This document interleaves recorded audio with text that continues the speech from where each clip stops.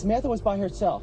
She had absolutely no chance. A heart-wrenching vigil for college senior Samantha Josephson. She truly was the love of my life. Her last moments caught on surveillance footage, getting into what appears to be her Uber, but it's a stranger. Police say this man, Nathaniel Rowland, kidnapped and murdered the 21-year-old before discarding her body in a remote wooded area. Our lives will forever be better for having known her. We love you, Sammy. Family and friends remembering the University of South Carolina student for her positivity and bright future. Samantha was going to go to law school. Now, those dreams gone. And with ride-sharing apps more popular than ever, with an estimated 75 million riders on Uber alone, questions swirling about how passengers can stay safe. It was a typical Thursday night here in Five Points, an area really popular with college students near the University of South Carolina campus. Samantha Josephson and her friends, they were out here at this bar called the Bird Dog.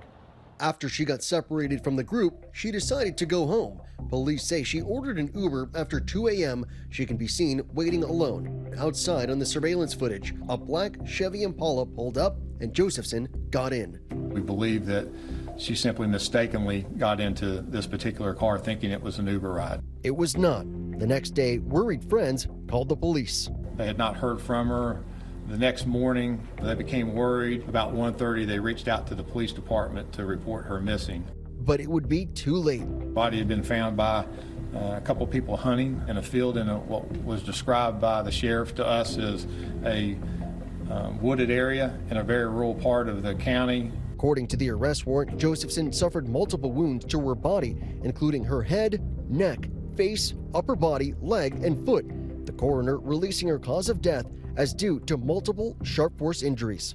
So a critical piece of evidence in this case was surveillance cameras that actually caught her getting into the vehicle, which then allowed the police to ID the vehicle. Police tracked down the vehicle from that surveillance video and arrested 24-year-old Nathaniel Rowland at a traffic stop around 3 a.m.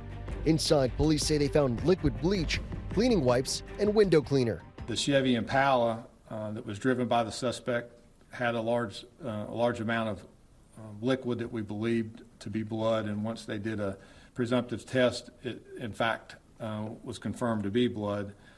Rowland is now charged with kidnapping and murder, police describing how he was able to carry out his alleged crime. Further investigation on the suspect vehicle determined that a child safety seat was in the back, and then the child safety locks were activated on the door that would not allow someone the means of escape from the back of the suspect vehicle. In a court hearing on Sunday, which the alleged murderer did not attend, Josephson's mother with this emotional plea. His actions were senseless, vile, and unacceptable. It sickens us to think that his face was the last thing that my baby girl saw on this earth. Does he even know her name? He should never be given the right to walk free again for what he did to my daughter or given the opportunity to hurt anyone else.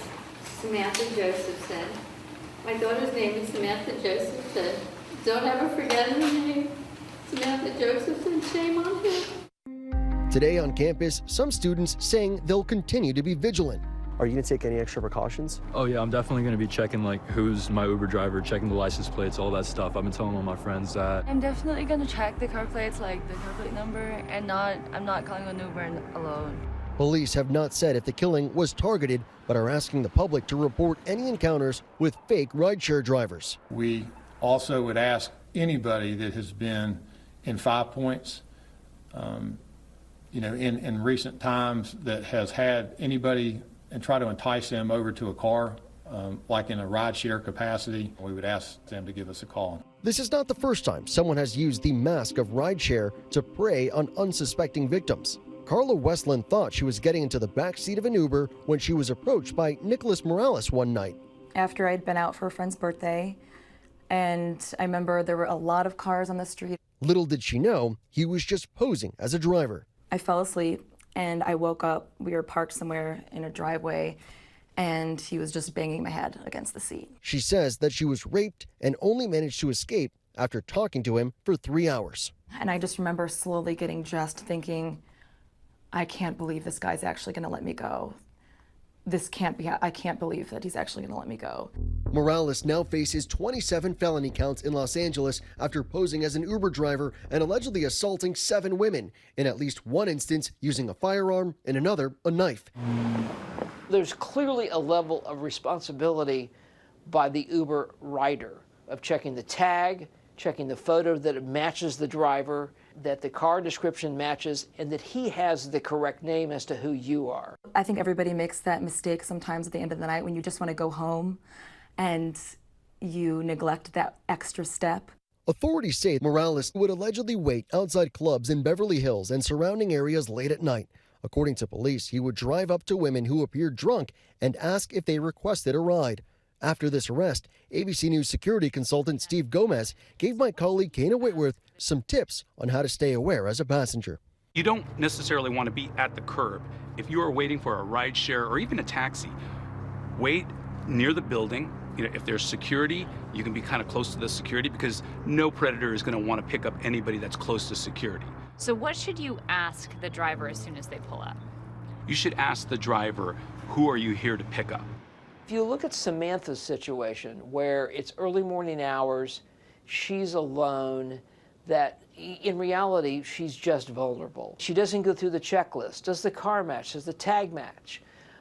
Is it the right driver? Does he have my name? It's one of these super sad outcomes. Tonight, Uber calling this an unspeakable crime, saying their hearts are with Samantha Josephson's family and loved ones, writing that we've been working with local law enforcement and college campuses across the country to educate the public about how to avoid fake rideshare drivers. They also caution users to use the app to double-check 2 important details before starting a trip: the driver and the car. You guys have to travel together. For Josephson's father and the rest of her family, the warnings come too late, but they're now focused on making sure this doesn't happen to another family. So what I want to do is educate everybody, and not that I'm the smartest person here, but I've gone through this, and I don't want anybody else to ever go through this again. I can't tell you how painful this is. For Nightline, I'm Victor Oquendo in Columbia, South Carolina. Hi everyone, George Stephanopoulos here. Thanks for checking out the ABC News YouTube channel. If you'd like to get more videos, show highlights, and watch live event coverage, click on the right over here to subscribe to our channel, and don't forget to download the ABC News app for breaking news alerts. Thanks for watching.